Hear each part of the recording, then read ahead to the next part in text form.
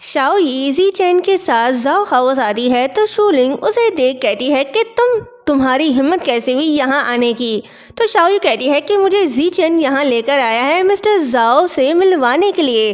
तभी जी चैन कहता है कि ये कोई आउटसाइडर नहीं बल्कि ये भी इस फैमिली की पार्ट है। शाओ यी सबको अपना हाथ दिखाकर बताती है कि जी चैन ने उसे प्रपोज किया है। जी चैन मिस्टर जाओ की तरफ इशारा करते हुए कहता है कि उनकी तबीयत ठीक नहीं थी इसलिए हम उनसे मिलने आए हैं। ये सुन मिस्टर जाओ काफी इम्प्रेस हो जाते हैं। कहते हैं कि देखो जी चैन को कितनी फिक्र है मेरी, वरना यहाँ तो हर कोई बस मुझे स्ट्रेस ही देने के पीछे पड़ा है। फिर जी चैन से कहता है कि तुम जिस प्रोजेक्ट पर काम करना चाहते थे मैंने डिसाइड किया है कि तुम्हें वो प्रोजेक्ट दे दूंगा, क्योंकि जाओ फेंग और उसकी वाइफ के रिलेशनशिप इश्यूज की वजह से मेरा प्रोजेक्ट खराब हो जाएगा। चलो मेरे साथ हम वो प्रोजेक्ट डिस्कस कर लेते हैं। जाओ फेंग, उसके डैड और जी चैन वहाँ से चले जाते हैं। शाओ यी किचन में जाती है तो एनी शूलिंग से कहती है कि आप फिक्र मत करो, मैं इसे देखती हूँ। फिर उसके पास जाकर शाओ यी को पुश करती है और कहती है कि तुम तो अपनी बहन से भी ज्यादा स्टूपिड हो। किस्मत ने तुम्हें अपनी जान बचाने का मौका दिया और तुम होके फिर से मौत के में मरने के लिए आ गई। शाओ यी मुस्कुराते हुए कहती है कि तुमने वो कहावत तो सुनी होगी ना, जैसी करनी वैसी भरनी। मुझे लगता है कि बहुत जल्द ही तुम्हें इसका मतलब समझ आ जाएगा, क्योंकि अब तुम्हारी बारी है हिसाब देने की। तुमने बहुत से लोगों के साथ बुरा किया और उनमें से एक मेरी बहन भी थी। थैंक गॉड कि मुझे ये पता चल गया कि मेरी बहन के गुनहगारों में तुम भी शामिल हो, नहीं तो मुझे रिग्रेट रहता इस बात का। ये सुन एनी हंसने लग जाती है। कहती है कि क्या तुम इस काबिल हो कि मुझे सजा दिलवा सको? याद रखो तुमने जो भी सीखा है मुझसे सीखा है, तो ओवर स्मार्ट बनने की कोशिश मत करो। तो शाओ यी हंसने लग जाती है और कहती है कि तुम मुझे कमजोर समझकर गलती कर रही हो। चलो मैं तुम्हें एक ट्रेलर दिखाती हूँ। वो टेबल में पड़ी एक बोतल उठाकर नीचे फेंक कर तोड़ देती है, फिर खुद को थप्पड़ मारती है और ऐसे प्रिटेंड करती है जैसे एनी ने उसे मारा और खुद को टूटे हुए कांचों के टुकड़ों पर गिरा देती है। एनी शॉक्ड होकर उसे देख रही होती है कि ये सब क्या है। तभी जाओ फेंग और जी चैन वहाँ आते हैं। उन्हें देख शाओ यी कहने लगती है कि सॉरी सिस्टर एनी, मैं फिर कभी आपके सामने नहीं आऊंगी, आई प्रॉमिस। एनी कुछ कहती इससे पहले जाओ फेंग उसे थप्पड़ मारता है और शाओ यी को उठाकर वहाँ से ले जाता है। शाओ यी स्माइल करके एनी की तरफ देखती है। जाओ फेंग शाओ यी को रूम में ले आता है। कहता है कि तुम वापस क्यों आई हो? वो बैंडेज लेने जाता है तो शाओ यी उसे पीछे से हक कर लेती है। कहती है क्योंकि मुझे तुम्हारा साथ चाहिए। जाओ फेंग कहता है कि मैं तुम्हें इस फैमिली में शामिल करके तुम्हारी लाइफ रिस्क में नहीं डाल सकता, आई एम सॉरी। तो शाओ यी कहती है कि मैं प्रेग्नेंट हूँ, क्या अब भी तुम मुझे प्रोटेक्ट नहीं करोगे? ये सुन जाओ फेंग खुश होता है, पूछता है क्या तुम सच कह रही हो? अब तो चाहे मुझे अपनी लाइफ रिस्क में डालनी पड़े मैं तुम्हें प्रोटेक्ट करूंगा, और उसे हक कर लेता है। वहीं शूलिंग ये सारी बातें सुन लेती है। शाओ यी उसे देख स्माइल करती है। शूलिंग मिस्टर जाओ के पास जाकर कहती है कि शाओ यी को अभी इसी वक्त यहाँ से निकालो, वही वो लड़की है जिसमें जाओ फेंग इन्वॉल्व है। तो मिस्टर जाओ कहते हैं कि क्या तुम पागल हो गई हो?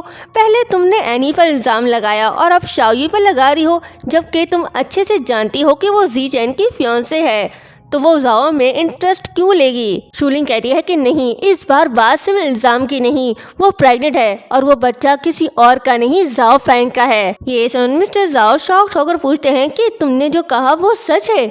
शूलिंग कहती है कि हाँ, मुझे पता है आप उसे कभी माफ नहीं करोगे। शूलिंग को लग रहा है कि मिस्टर जाओ ये सब सुन के काफी गुस्सा होंगे, लेकिन वो मन ही मन काफी खुश हैं और शूलिंग से कहते हैं कि तुम तो 10 साल से जाओ फेंग के साथ हो, तुमने तो उसे एक बच्चा भी नहीं दिया। ये सुन शूलिंग शॉक्ड होकर उन्हें देखती है और गुस्से से वहाँ से चली जाती है। एनी शूलिंग के पीछे आती है और उसे कहती है कि मुझे एक और चांस दो, मैं शाओ यी को आपके रास्ते से हटा दूंगी। तो वो कहती है कि ठीक है, मैं तुम्हें एक मौका देती हूँ, शाओ यी को मार दो। एनी थोड़ी डर जाती है और कहती है लेकिन ये सब मैं मिस्टर जाओ को कैसे एक्सप्लेन करूंगी? तो शूलिंग कहती है कि छोड़ो उस बूढ़े को, वो अब मेरी तरफ नहीं रहा, उसे भी मार दो। वैसे भी वो हर टाइम बीमार ही रहता है, सोचो कब तक तुम उस बुढ़े का ख्याल रखती रहोगी? अब वक्त आ गया है कि तुम टोंग टाई टेरेस की रियल ऑनर बन जाओ। बस तुम्हें उन दोनों को अपने रास्ते से हटाना होगा और सब कुछ तुम्हारा होगा और हम दोनों एक बहनों की तरह रहेंगे। एनी शूलिंग के बिछाए जाल में फंस जाती है। शूलिंग स्माइल करते हुए कहती है कि जो मुझे धोखा देगा वो नहीं बचेगा। दूसरी तरफ शाओयी ज़ीचेन के साथ घर वापस जाने लगती है। तभी एक सर्वेंट आकर बताती है कि मिस्टर ज़ाओ शाओयी को बुला रहे हैं अकेले में बात करने के लिए।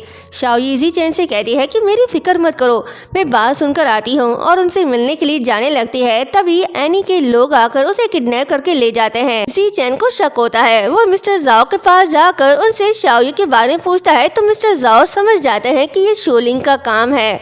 वो उसे बचाने के लिए निकल पड़ते हैं क्योंकि वो ज़ाओ फैंग के बच्चे की माँ बनने वाली है। तभी ज़ीचेन उनके ड्रॉ से कुछ डॉक्यूमेंट्स निकाल कर उनके पीछे चला जाता है। मिस्टर ज़ाओ एनी से शूलिंग के बारे में पूछते हैं तो वो कहती है कि वो शायद टोंग टाई टेरेस गई है शाओयी को लेकर। तो मिस्टर ज़ाओ एनी के साथ टोंग टाई आते हैं और पूछते हैं कि कहाँ है वो। तो एनी मिस्टर ज़ाओ को धक्का देकर नीचे गिरा देती है। शाओयी भी वहीं पर होती है, वो उसे भी गिरा देती है। तो मिस्टर ज़ाओ गुस्से में उससे कहते हैं कि तुम्हारी इतनी हिम्मत। तो एनी कहती है कि चुप कर बुड्ढे, बहुत सेवा कर ली तेरी, लेकिन मुझे क्या मिला? कुछ भी नहीं। 10 साल से मैं तुम्हारे सारे काम कर रही हूँ, जो तुमने कहा मैंने किया, फिर भी मुझे इसका कोई क्रेडिट कभी नहीं मिला। तो मिस्टर ज़ाओ कहते हैं कि तुम ये सब शूलिंग के कहने पर कर रही हो। तो वो कहती है कि हाँ, जैसे ही तुम दोनों मरोगे मैं इस जगह की ऑनर बन जाऊंगी। ये सुन शाओयी हंसने लगती है, कहती है कि मैं तुम्हारी बेवकूफ़ी पर हंस रही हूँ। तुमने शूलिंग पर भरोसा कर लिया, क्या तुम उसको जानती नहीं? सच में मैं तुम्हें बहुत समझदार समझती थी। तभी वहाँ ज़ीचेन आता है और शाओयी से कहता है कि सॉरी मैं लेट हो गया। शाओयी कहती है कि नहीं, तुम बिल्कुल सही टाइम पर आए हो। और एनी से कहती है कि तुम अपने बिछाए जाल में खुद फंस चुकी हो। कहाँ है तुम्हारी शूलिंग? वो सिर्फ तुमसे अपना काम निकलवा कर तुम्हें फंसाना चाहती थी। फिर मिस्टर ज़ाओ से कहती है कि अब एनी आपकी है, जो चाहे इसके साथ कर सकते हैं। मिस्टर ज़ाओ एनी को थप्पड़ मारकर नीचे गिरा देते हैं और कहते हैं कि मैंने तुम्हें सब कुछ दिया, ये पूरा टोंग टाई टेरेस तुम्हें दिया, फिर भी तुमने मुझे धोखा दिया। तो एनी कहती है कि मुझे माफ़ कर दें, मैं शूलिंग की बातों में आ गई थी। मिस्टर ज़ाओ कहते हैं कि तुमने मुझे धोखा देकर अच्छा नहीं किया और फिर से उस पर हाथ उठाते हैं। तो एनी उनका हाथ पकड़ लेती है और कहती है कि खबरदार, जो अब मुझ पर हाथ उठाया, तुमने कभी मेरी फीलिंग्स और मेरी कदर नहीं की। मेरी फीलिंग्स से ज़्यादा उस घर में की फीलिंग्स का ख्याल रखा जाता है। मैंने 10 साल बगैर किसी सर्टिफिकेट के तुम्हारा ख्याल रखा। सिर्फ तुम्हारा बेटा ही नहीं, तुम सब पागल हो। जब दिल कहता है जानवर बन जाते हो।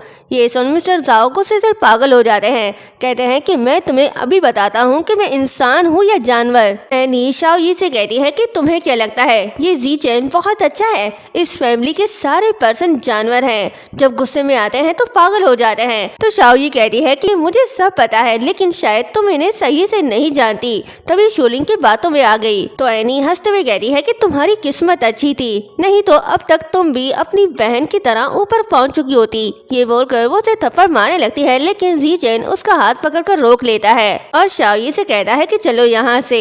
मिस्टर ज़ाओ भी स्टिक उठा कर आ जाते हैं और एनी को मारने लगते हैं। एनी वैसे ही मदद मांगने लगती है जैसे उसकी बहन मांग रही थी, लेकिन शाओयी उसकी हेल्प करने से मना कर देती है और वहाँ से जाने लगती है। तभी बेहोश हो जाती है और यहीं पर ये पार्ट एंड होता है।